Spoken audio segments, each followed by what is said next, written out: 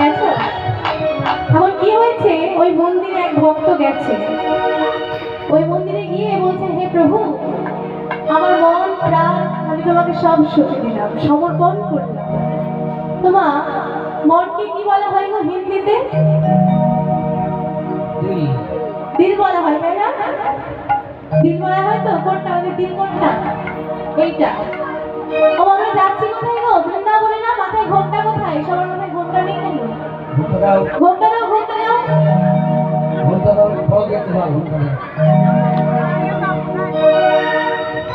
সবাই ঘোমটা দাও মাথায়।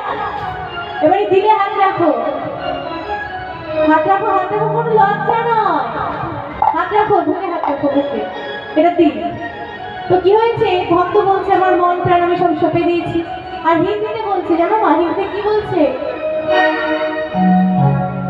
দিল খো